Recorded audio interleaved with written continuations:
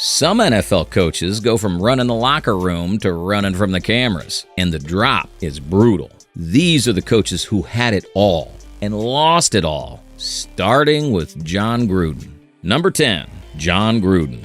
In January 2018, Jon Gruden signed a 10-year, $100 million contract with the Raiders. It was the biggest coaching deal in NFL history at the time. The guy had a Super Bowl ring with Tampa, a TV career, and now a Vegas franchise ready to back up the Brinks truck. Fast forward to October 2021. The Wall Street Journal drops leaked emails from years earlier. Racist, homophobic, misogynistic language. He was basically a closeted creep.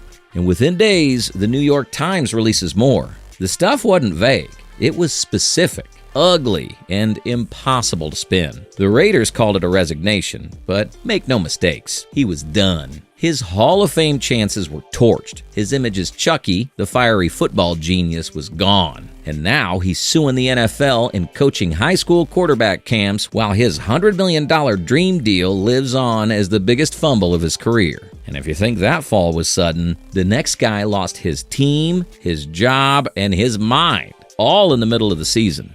Number 9, Urban Meyer. When Urban Meyer took the Jaguars job in January 2021, fans thought they were getting a culture-changing college legend. 3 national titles, a 187-32 record. The guy looked bulletproof. 10 months later, he was out. The losing started immediately, 2-11 record, but it was everything off the field that made it historic.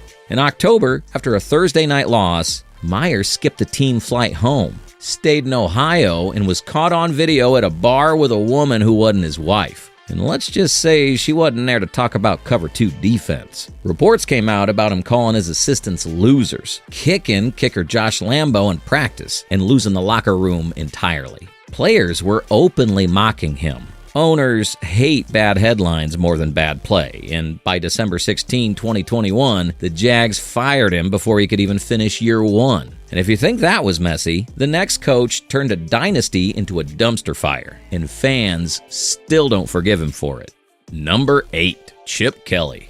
When Chip Kelly left Oregon for the NFL in 2013, the hype was unreal. His up-tempo defense had shredded college football, and in his first season with the Eagles, he went 10-6 and won the NFC East. Philly fans were buying in. Then 2015 happened. Kelly got full control of personnel decisions, and it went downhill like a rookie quarterback in a blizzard. He traded LaShawn McCoy for Kiki Alonso, let Deshaun Jackson walk for nothing, and signed DeMarco Murray, who fit his offense like a kicker in shoulder pads. The locker room started tuning him out. The offense lost its magic, and by week 16 of that season, the Eagles fired him before the year even ended. Kelly left with a 26-21 record in Philly, a failed run with the 49ers, and a reputation that went from innovator to can't adapt in 3 years flat. But if you think blowing up one roster's bad, the next guy inherited a Hall of Fame quarterback and still managed to burn the whole thing to the ground.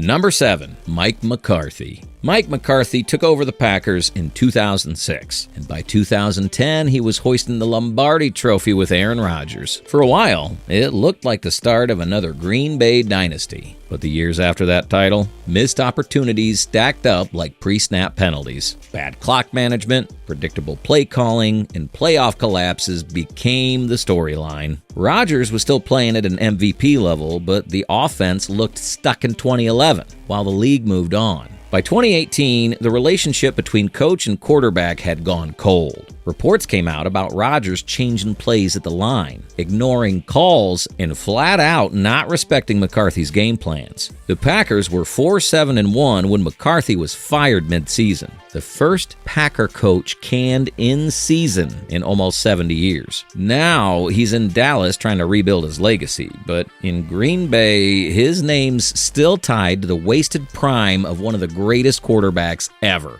And speaking of wasting prime talent, the next coach had a roster loaded with stars and still found a way to sink the ship. Number 6, Norv Turner. When Norv Turner took over the San Diego Chargers in 2007, he inherited a team fresh off a 14-2 season, stacked with LaDainian Tomlinson, Antonio Gates, and a young Phillip Rivers. All he had to do was keep the train moving. Instead, the Chargers became the NFL's masters of underachieving. Sure, Turner made the AFC Championship in his first year, but after that, it was years of almost. Blown leads, special teams disasters, and watching Rivers' prime fade without a Super Bowl appearance. By 2012, the roster was thinning, the losses piling up, and the fan base was done. The Chargers finished 7-9. Turner was fired, and San Diego entered a rebuild that never really recovered before the team bolted for LA. Turner's career is remembered for wasting one of the most talented rosters in modern NFL history. But at least Norv stayed mostly out of scandal. The next guy's fall came with lawsuits, investigations, and a reputation he'll never shake. Number 5. Art Briles. Art Briles turned Baylor from a Big 12 afterthought into a scoring machine. Between 2011 and 2015, his teams won 50 games, produced Heisman winner Robert Griffin III, and turned Waco into a legitimate college football hotspot. NFL scouts were camped out at Baylor games. Then came 2016. An internal investigation found Baylor had mishandled and in some cases outright ignored reports of sexual assault involving football players. The findings were ugly. The school said Briles and his staff failed to act, created a culture where players felt untouchable, and prioritized wins over accountability. Baylor fired him in May 2016. Lawsuits followed. His reputation cratered, and he hasn't coached in college since. Attempts to return, including brief hires in the CFL and high school football, were shut down almost immediately after public backlash. And while Briles lost his job over what happened off the field, the next coach lost everything because of what happened right on the field, in front of the whole country. Number 4. Nathaniel Hackett. When the Broncos hired Nathaniel Hackett in 2022, the plan was simple. Pair him with Russell Wilson and finally end Denver's post-Peyton Manning quarterback curse. Instead, it turned into one of the most disastrous coaching debuts in recent NFL memory. From the jump, Hackett looked overwhelmed. Week 1 in Seattle, down by a point with a minute left. He took the ball out of Wilson's hands to attempt a 64-yard field goal, and he missed. The national media roasted him, and it only got worse. The offense was the league's worst in scoring. Play clocks kept running out, and fans were literally counting down the seconds at home games to help avoid delay of game penalties. By Christmas, after a 51-14 embarrassment against the Rams, the Broncos fired him. He didn't even last a full season. 15 games. Now he's remembered for more "let's ride" memes and clock management disasters than anything else. But if you think a rookie coach flaming out is bad, the next one went from Super Bowl contender to unemployed in less than 2 seasons. Number 3. Matt Patricia. When the Lions hired Matt Patricia in 2018, they weren't just getting a Bill Belichick disciple. They were getting a literal rocket scientist. Patricia had an engineering degree, a defensive coordinator resume with 2 Super Bowl rings, and the swagger of a guy who thought he was about to outsmart the entire league. Instead, Detroit went backward. In year 1, they finished 6-10. By year 2, 3, 12, and 1. Players called the culture toxic, complained about marathon practices, and said Patricia constantly brought up the Patriots like it was a high school reunion he couldn't get over. Off the field, an old sexual assault indictment from the 1990s resurfaced. Charges had been dropped decades earlier, but the headlines didn't help. By November 2020, the Lions were 4-7 and done with him. He was fired along with GM Bob Quinn, leaving Detroit with 1 winning season in the previous 7 years. And while Patricia's reign was ugly, the next coach's collapse was so fast, fans went from chanting his name to calling for his firing in less than a year. Number 2. Lane Kiffin. Lane Kiffin's NFL career was short, but the drama was elite.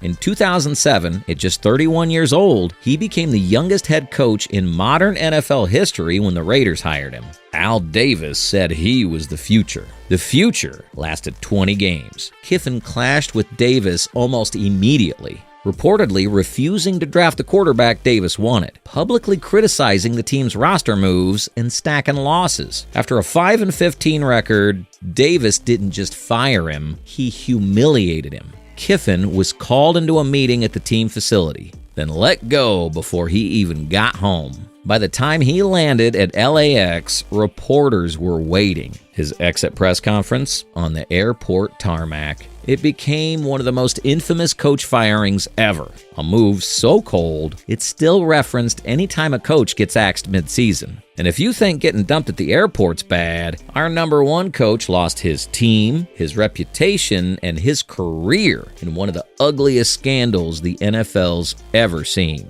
Number one, Sean Payton. Sean Payton was on top of the NFL world in 2009, leading the Saints to their first Super Bowl win and turning New Orleans into a football powerhouse. His offensive schemes were brilliant. His partnership with Drew Brees was magic, and his reputation was spotless. Then, 2012 hit. The NFL dropped a bombshell. A league investigation found that Saints defensive players were running a bounty program, offering cash bonuses for injuring opposing players. The league said Payton knew about it and didn't stop it. Commissioner Roger Goodell came down hard. Payton was suspended for the entire 2012 season, the first head coach in NFL history to get banned for any length of time. He lost a full year of coaching, $7 million in salary, and the Saints stumbled without him, missing the playoffs. While he eventually returned and rebuilt his image, Bountygate is still part of his legacy. Proof that even a Super Bowl winning coach can go from hero to headline villain in an instant. So, which one of these coaching meltdowns do you think was the worst? Drop your pick in the comments. And if you're into NFL scandals, shocking downfalls, and the moments that changed NFL careers forever, go ahead and click on one of these other videos in the corner.